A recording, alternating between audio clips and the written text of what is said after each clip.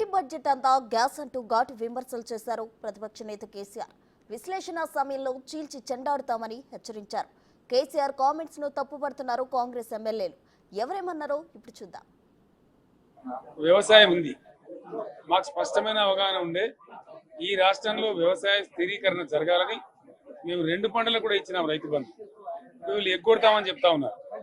మేమేదో రైతులకు ఇచ్చిన డబ్బును దాన్ని పాడు చేసినాము, చెడగొట్టినాము, దుర్వినియోగం చేసిన పద్ధతిలో దురదృష్టకరమైన వ్యాఖ్యలు చేస్తా ఉన్నారు.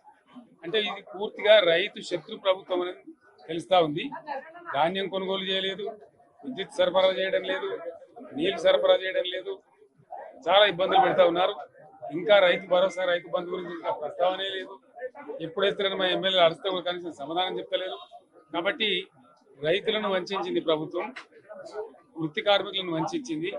నేను ఒక కమ్యూనిస్ట్ పార్టీ శాసనసభ్యునిగా నేను చాలా విశ్లేషణ చేశా. ఇప్పటి వరకు మేముంటే ఏం చేయగలుగుతాం, లేదా ఇదే సమయంలో కేసీఆర్ గారు ఉంటే ఏం చేయగలుగుతారు, ఇవన్నీ చూసాం. ఎవరున్నా సరే దాదాపు 6,70,000 కోట్ల అప్పులో ఇంతకంటే చేయటానికంటూ ఏమీ లేదు. అందులో వారు హామీ ఇచ్చిన వాగ్దానాలు కొన్ని ఉన్నాయి. దాంతో కలిపి ఇవాళ వ్యవసాయ రంగానికి 70,000 కోట్ల పైన కేటాయించడం అనేది, అంటే రైతు బంధు వస్తుంది, అందులో రుణమాఫీది కానీ రైతు బీమా కానీ ఇవన్నీ కలిపి అది గొప్ప సాహసం. ఒక్క పాలసీ, ఇండస్ట్రియల్ పాలసీ ఏమి లేదు. బట్టి గ్యాస్ ట్రాష్ పంచరంగ ఈస్మాన్ కలర్ లాగా చెప్పడం తప్ప, స్టోరీ టెల్లింగ్ లాగా ఉన్నది తప్ప బడ్జెట్ చెప్పినట్టు లేదు. రాష్ట్రంలో వ్యవసాయ పాలసీ ఏమిటి, పారిశ్రామిక పాలసీ ఏమిటి, ఐటీ పాలసీ ఏమిటి, ఇంకా ఇతర అనేక పాలసీలు, పేద వర్గాలకు సంబంధించిన పాలసీ ఏమిటి అనే దాని మీద ఏ ఒక్క దాని మీద కూడా గ్యాస్ ట్రాషే తప్ప, చిల్లర మల్లర ప్లాట్ఫామ్ స్పీచ్ లాగా ఉంది తప్ప అది బడ్జెట్ ప్రసంగం లాగా లేదు. రాజకీయ సభలలో చెప్పినట్టుంది తప్ప ఏ ఒక్క పాలసీని కూడా నిర్దిష్టంగా ఈ పనిని మేము ఎట్లా సాధిస్తాం, మా గోల్స్ ఇవి, మా టార్గెట్స్ ఇవి అనే పద్ధతి కానీ పద్ధతి కానీ లేదు. ఇది పేదల బడ్జెట్ కాదు, రైతుల బడ్జెట్ కాదు, యువల బడ్జెట్. విశ్లేషణలో మీకు తెలుస్తుంది. భవిష్యత్తులో బ్రహ్మాండంగా మేము దీన్నంతా కూడా చీల్చి చెండాడబోతాం. ప్రజలకు ఉపయోగపడేటువంటి ఒక్కొక్క పథకానికి సంబంధించినటువంటి వివరణ మా బట్టి విక్రమార్క ఇస్తుంటే ఏమీ పోల్చుకోలేక ఈరోజు వారు మాట్లాడినటువంటి వారు అన్ని కామెంటరీ కూడా ఈరోజు ఈ రాష్ట్ర ప్రజలు గమనించారు. మరో మాట చెప్పి ఈరోజు ఈ రాష్ట్ర ప్రజారంజక బడ్జెట్ రైతులు రాజు చేయడానికి అన్ని వర్గాలను అభివృద్ధి తీసుకుపోయేటువంటి ఇంత బడ్జెట్ను గుళ్ళంటున్న కేసీఆర్ గారు అసలు మీడియా పాయింట్కు వస్తాను ఊహించని మీరు నిన్నటి రోజు ఢిల్లీలో కేంద్రం పెట్టేటువంటి బడ్జెట్లో తెలంగాణ ఊసే ఎత్తకపోతే ఎందుకు మాట్లాడలేదు అని అడుగుతున్నా. ఎందుకు కేంద్ర ప్రభుత్వంతో ఇప్పటికీ లాలూచి పడుతున్నావు, ప్రజలకు సమానం చెప్పంటున్నా. తెలంగాణ కోసం ఉద్యమించిన మీ పార్టీ తెలంగాణకు అన్నా పైసా నిన్న చెల్లించకపోతే ఎందుకు మీరు అన్ని రాష్ట్రంలోని అన్ని వర్గాల సంక్షేమాన్ని, వాళ్ళ ఆర్థికాభివృద్ధిని కాంక్షించి అనేక పథకాలు ప్రవేశపెట్టడం జరిగింది. ఒక్క పథకం మీద కూడా ఇప్పుడు స్పష్టత లేదు.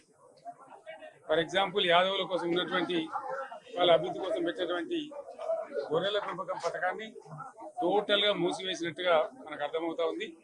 ఇప్పటికే యాదవ సోదరులు చెల్లించిన డిపాజిట్ కూడా తిరిగి వాపసు తీసుకున్నది ప్రభుత్వం ఎక్కడ కూడా లేదు. అత్యంత అడుగు వర్గాలు అని డబ్బా కొట్టినట్టు కొడుతూనే వాళ్ళ గొంతు కోసింది ప్రభుత్వం. దళిత వర్గాల కోసం గళితంలో ప్రవేశపెట్టిన విప్లవాత్మకమైనటువంటి దళిత బంధు పథకాన్ని ప్రస్తావన కూడా లేదు. ఇది చాలా దురదృష్టకరం. దళిత సమాజం పట్ల వీళ్ళకు ఉన్నటువంటి నిర్లక్ష్యానికి, వాళ్ళ ఫ్యూడల్ విధానానికి ఇంతకన్నా గొప్ప నిదర్శనం కూడా అవసరం లేదు. అదేవిధంగా మత్స్యకారులకు ఆ భరోసా లేదు, ఎవరికి కూడా చెప్పుకోదగ్గ భరోసా లేదు. ఇందులో విశేషం హైలైట్ ఏంటంటే, ఆర్థిక మంత్రి ప్రతి మాటను ఒత్తి ఆ డబ్బు వచ్చినప్పుడు అదేంటో పెద్ద మహాప్రపంచ విజయం లాగా ఒత్తి చెప్పడం తప్ప కొత్తది ఏమి లేదు. ఒత్తి పలుకులు పలకడం తప్ప కొత్తగా చెప్పింది ఏమి లేదు. ఏ ఒక కొత్త సంక్షేమ పథకం కానీ ఏది కూడా లేదు. మహిళల పట్ల కూడా చాలా స్పష్టంగా చెప్పాల్సిన అవసరం ఉండేది. కానీ వాళ్ళు మేము 1,00,000 కోట్లు ఇస్తాం, అన్ని రుణాలు, ఆ రుణాలు వీలేదో ఇస్తున్నట్టుగా ఆల్రెడీ ఉన్న స్కీమే, నథింగ్ న్యూ అబౌట్ ఇట్, ఏమి లేదు. ఇష్టం లేని పెళ్లికి పెళ్లి కొడుకు ఎట్లా కూర్చుంటాడు?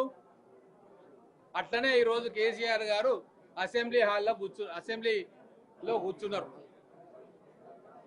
ఇష్టం లేని పెళ్లికి పెళ్లి కొడుకు ఎట్లా కూర్చుంటాడో వచ్చి ముభావంగా అటు ఇటు చూసుకుంటా అట్లనే ఈరోజు కేసీఆర్ గారు కూర్చున్నారు అసెంబ్లీలో.